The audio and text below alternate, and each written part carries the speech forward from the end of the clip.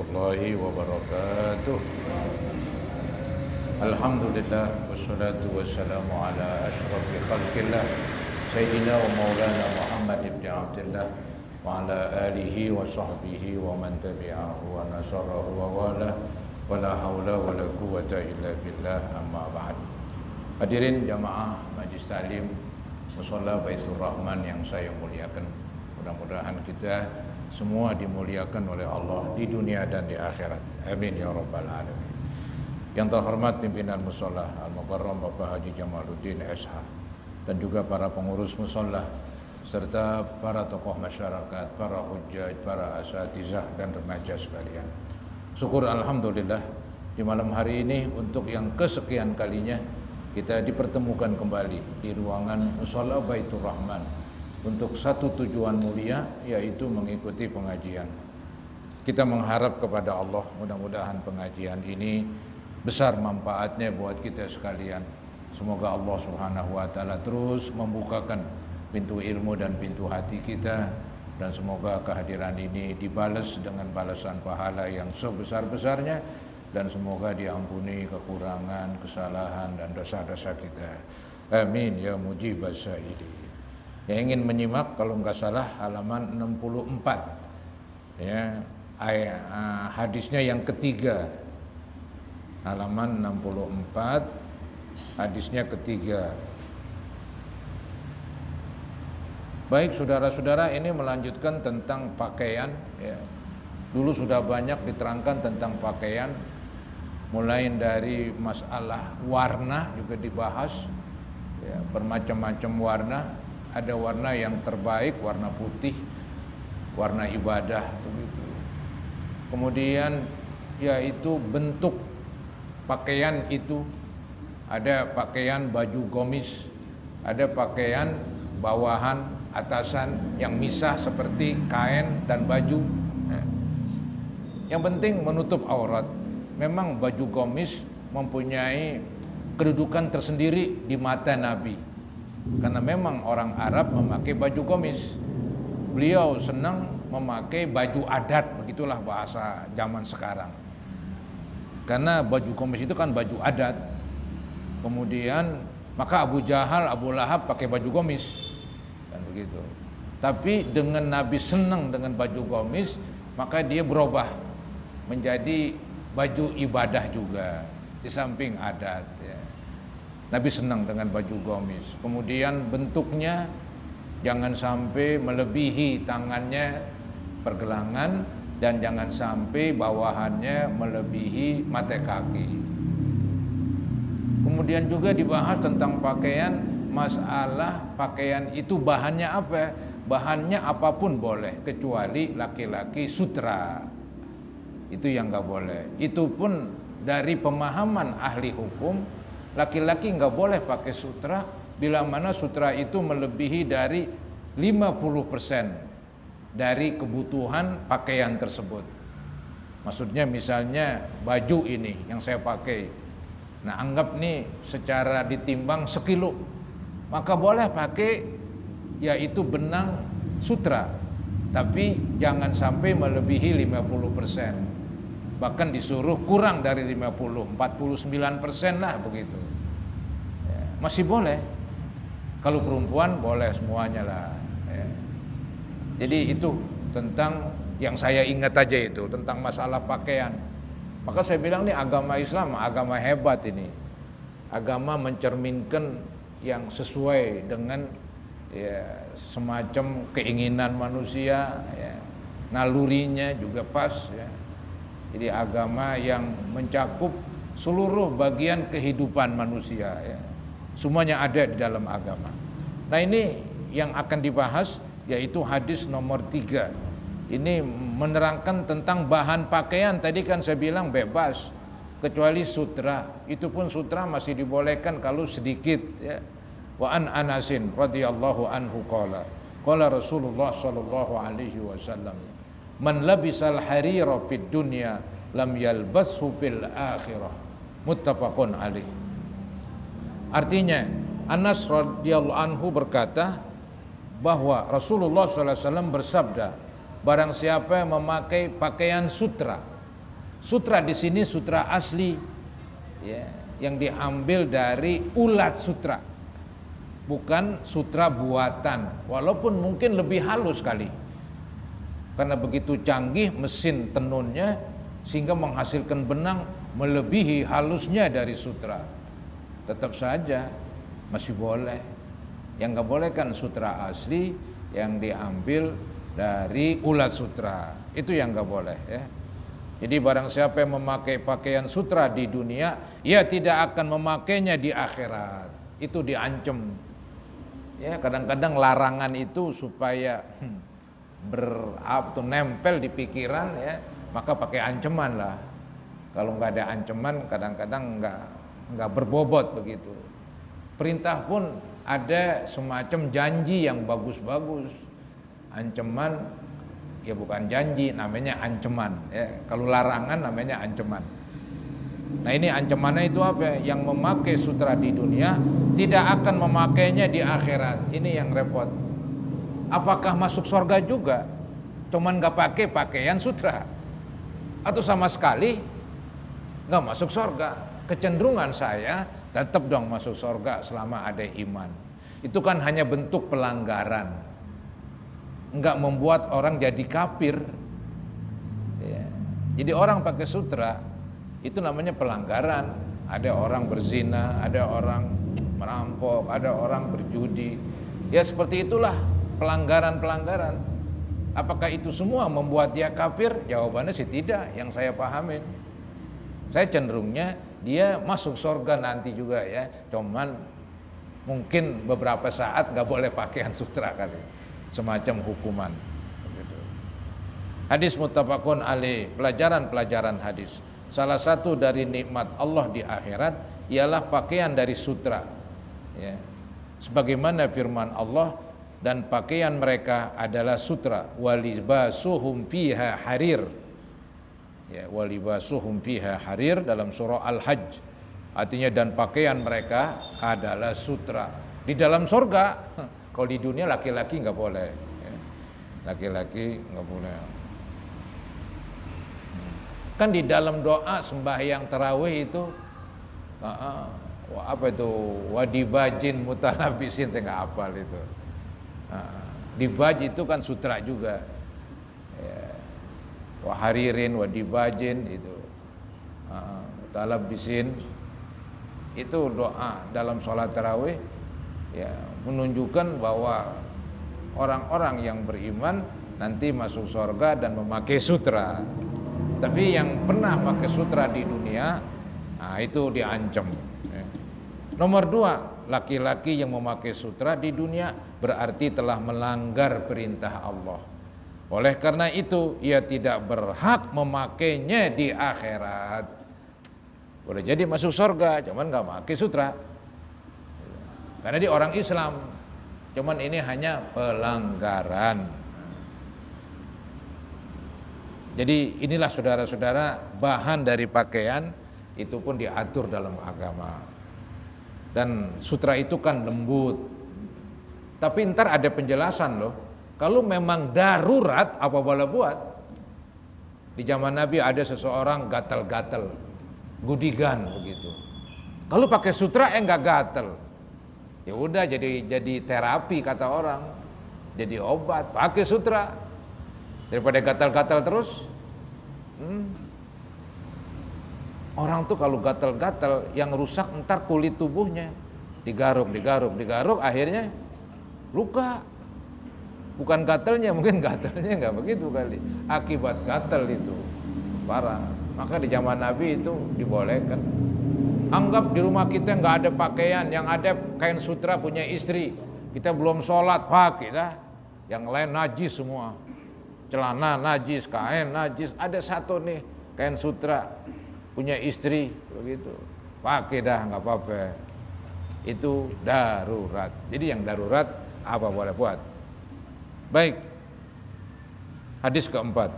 Wa an Aliyin radhiyallahu anhu qala ra'aitu Rasulullah sallallahu alaihi wasallam akhadha hariran faja'alahu fi yaminihi wa dhahaban faja'alahu fi shimalihi.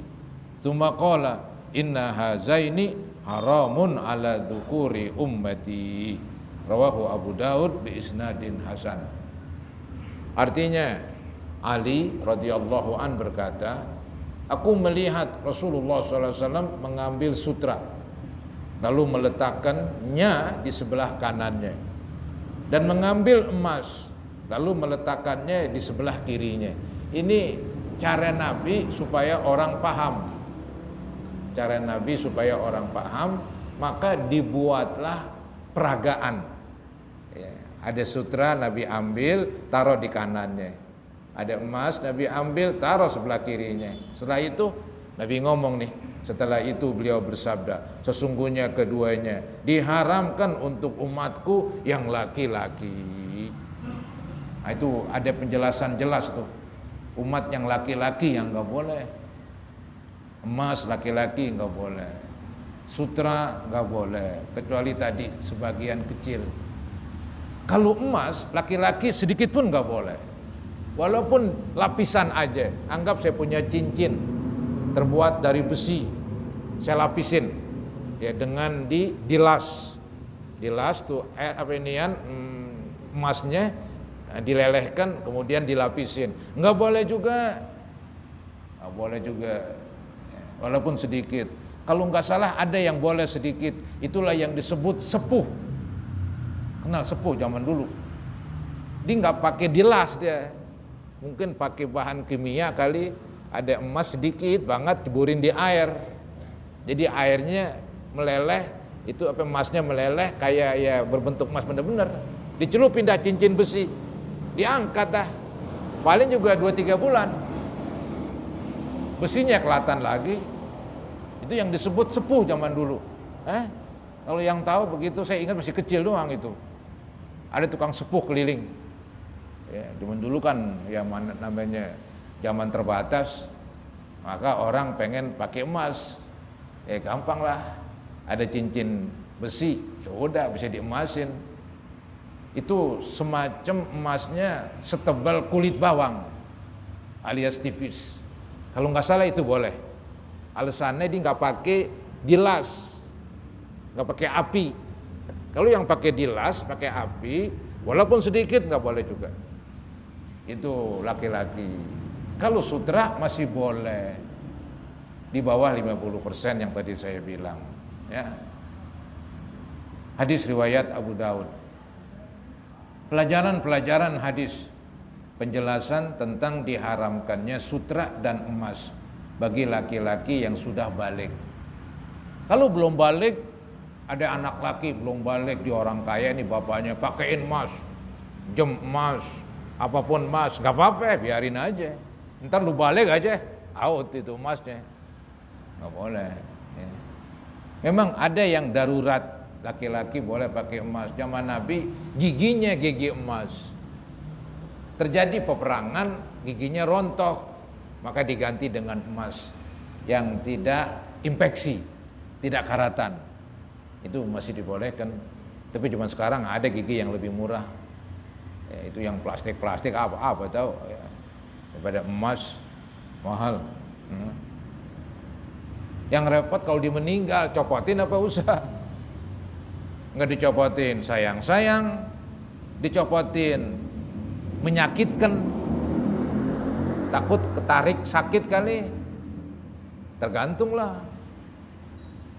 Kalau dibuka gampang, buka apaan, dipendem tuh emas dengan jual sono ke Cina apak. Begitu. Kalau keras pakai tang begitu, wah bahaya, masih orang mati dikejar, kayak tersiksa. Biarin udah, pendem tuh dah emasnya sama giginya. Gigi emas. Laki-laki itu masih bolehkan. Bahkan dalam kitab fikih, anggap nih jarinya ini putus, ganti jari emas boleh. Ganti jari emas, namanya imitasi, jari imitasi dari emas. Itu masih dibolehkan, hal-hal yang sifatnya darurat dan dikhawatirkan kalau diganti dengan bahan lain nanti infeksi. Jadi penjelasan tentang diharamkannya sutra dan emas bagi laki-laki yang sudah baligh, ya sudah baligh. Kedua, memakai pakaian dari sutra diperbolehkan pada saat sakit. Ini juga darurat. Sutra laki-laki nggak boleh, lagi sakit apa boleh buat. Tadi kan saya bilang lagi nggak sakit juga boleh, asalkan kurang dari separuh. Nah ini anggap kain melulu sutra. Lagi sakit pakai kain yang biasa, gatal aja udah pakai kain sutra. Memakai pakaian dari sutra diperbolehkan pada saat sakit seperti penyakit kudis dan gatal. Ketika itu sutra dipakai sebagai terapi, pengobatan. Jadi lentur juga ini hukum, ya, nggak keras begitu. Ketika keadaan darurat ya udah lain lagi ceritanya. Ya. Itu cerita sutra dan melebar emas. Ya. Nah sekarang hadis kelima. Wa an Abi Musa al-Ash'ari radhiyallahu an anna Rasulullah sallallahu alaihi wasallam qala hurrima libasul hariri wadh-dhahabi ala dhukuri ummati wa uhilla li inathihim rawahu Tirmizi wa qala hadisun hasanun sahih. Artinya Abu Musa al-Ash'ari radhiyallahu an berkata bahwa Rasulullah SAW bersabda, pakaian sutra dan emas diharamkan bagi umatku yang laki-laki itu. Beberapa hadis sampai semua maksudnya. Dan dihalalkan bagi yang perempuan.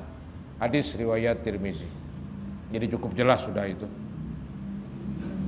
Pelajaran hadis, selain menegaskan pelajaran yang dikandung hadis-hadis sebelumnya, hadis ini menjelaskan dihalalkannya pakaian sutra dan emas bagi perempuan.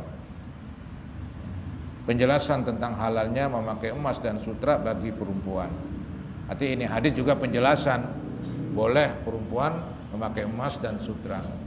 Perempuan dibolehkan kenapa? Itu hikmahnya sih. Kalau dibilang apa alasannya? Kenapa dilarang laki, dibolehkan perempuan? Karena emang Nabi melarang laki-laki dan Nabi membolehkan perempuan. Itu alasannya yang paling kuat. Cuman manusia kan ingin mencari hikmahnya di balik itu.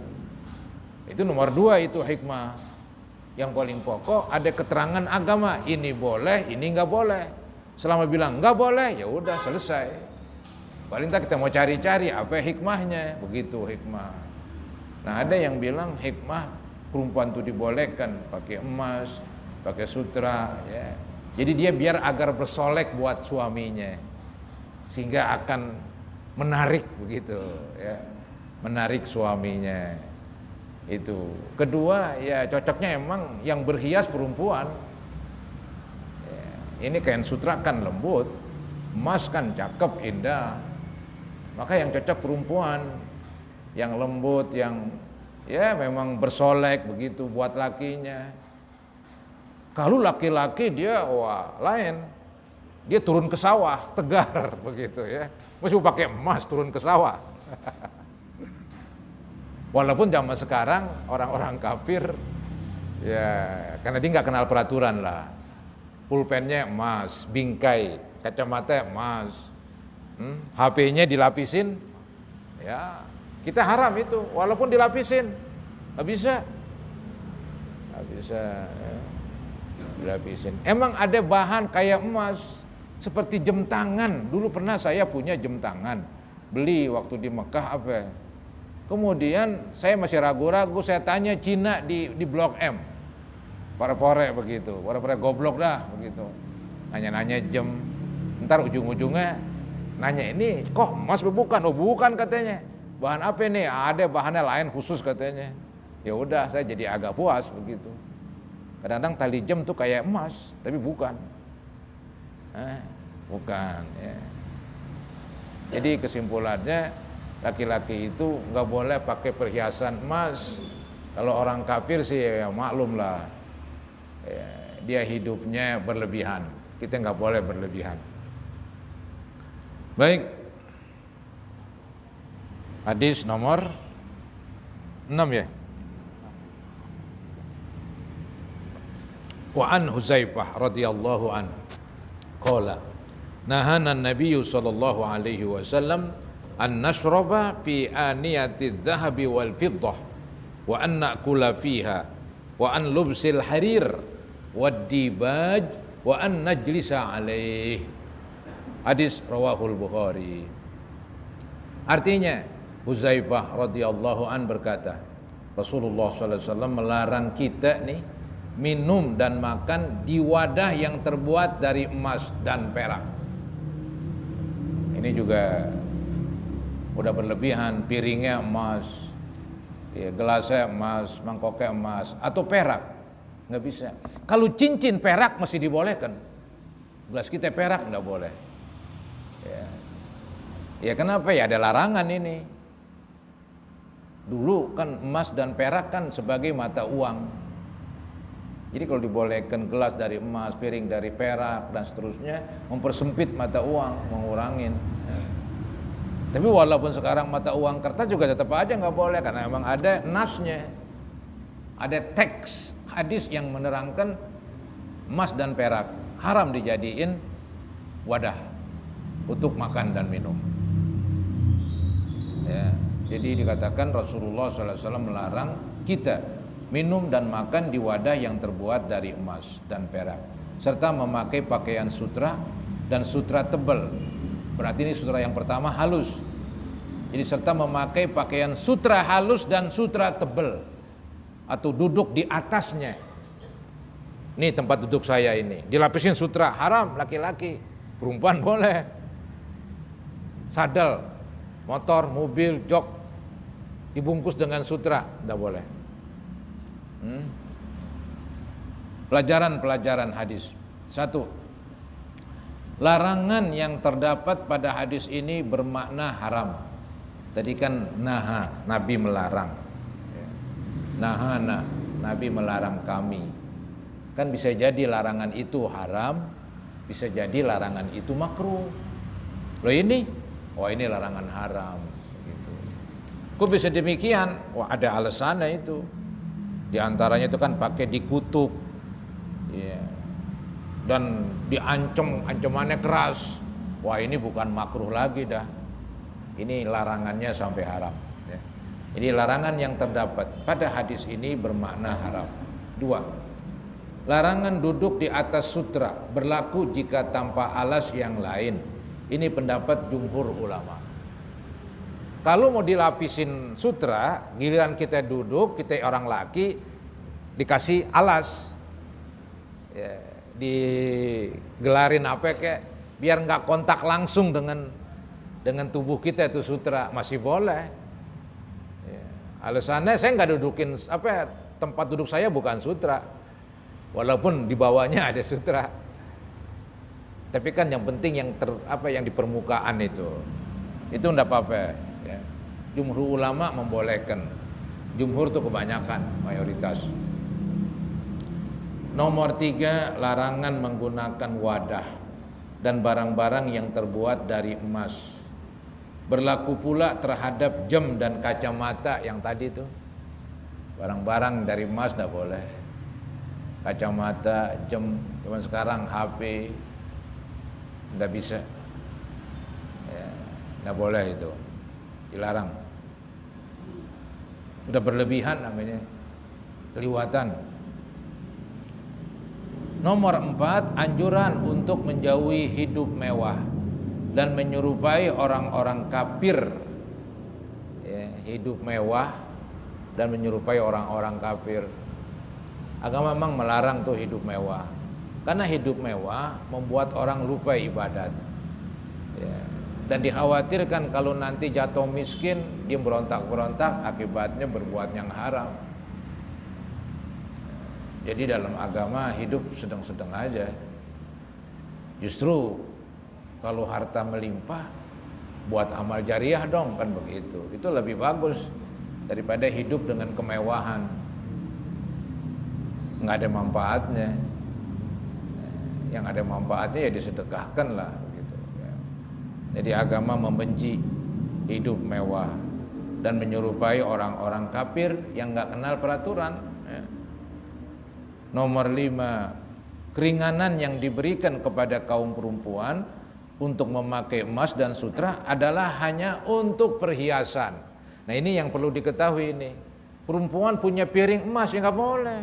Kan perempuan boleh pakai emas. Loh, yang boleh perhiasan. Kalau HP, perempuan nih cewek punya HP lapisin emas. Kan perempuan, enggak boleh juga. Yang boleh perhiasan, HP bukan perhiasan. Ya, yang di kuping namanya anting-anting, yang di leher namanya kalung, yang di tangan namanya gelang. Ada juga yang di kaki, itu gelang juga, ada gelang kaki kali ya. Itu namanya perhiasan. HP bukan perhiasan. Laki perempuan sama aja. Ya, begitu. Keringanan yang diberikan kepada kaum perempuan untuk memakai emas dan sutra adalah hanya untuk perhiasan. Di nomor 6, menggunakan wadah-wadah yang terbuat dari emas dan perak serta duduk di atas sutra merupakan tanda orang yang hidup mewah dan sombong. Tidak layak bagi orang muslim ya, percaya kepada Allah dan Rasulnya, maka dilarang mempergunakan kemewahan yang berlebihan ya, kemewahan yang berlebihan. Nah ini nih, dibolehkan memakai sutra bagi yang gatal. Ya, sutra boleh dipakai oleh orang yang sakit gatal sebagai terapi kata orang. Ya. Kalau sekarang sudah banyak obatnya, ya, minum obat, namanya obat anti alergi. Ya. Nggak boleh pakai sutra aja, kecuali nggak bisa pakai obat yang biasa itu, mesti pakai sutra apa boleh buat. Hadisnya an Anasin radhiyallahu anhu qala rakhasa Rasulullah sallallahu alaihi wasallam li Zubairi wa Abdurrahman bin Auf radhiyallahu anhuma fi lubsil hariri li hikkatin kanat bihima, muttafaqun alaih. Artinya Anas radhiyallahu an berkata, Rasulullah sallallahu alaihi wasallam memberi keringanan kepada dua sahabatnya ini. Satu Zubair, kedua dan Abdurrahman bin Auf radhiyallahu anhuma untuk memakai pakaian sutra karena keduanya mempunyai penyakit gatal, gudigan. Dibolehkan. Ketika itu mah nggak ada obatnya, yang ada ya kain sutra pakai. Ya. Hadis muttafaqun alaih. Kalau ada obatnya ya tetap aja nggak boleh. Pelajaran-pelajaran hadis, diperbolehkannya memakai sutra bagi orang laki-laki balik bila mempunyai sakit gatal. Nomor 2, diperbolehkan memakai sutra untuk menghindari panas dan dingin bila mana tidak terdapat pakaian yang lainnya. Anggap nih musim panas, pakaian nggak ada sama sekali. Kalau blegot panas, pakai sutra adem, pakai. Musim dingin, dingin sekali, nggak ada pakaian, yang ada sutra, pakai juga, itu darurat semua itu. Ya. Jadi musim dingin, musim panas, nggak ada pakaian, yang ada sutra, darurat. Ya. Jadi darurat itu dibatesin. Kalau udah ada yang lain, nggak boleh tuh yang tetap haram ini. Ya. Nah inilah saudara-saudara yang dapat saya bahas. Mudah-mudahan ini ada manfaatnya.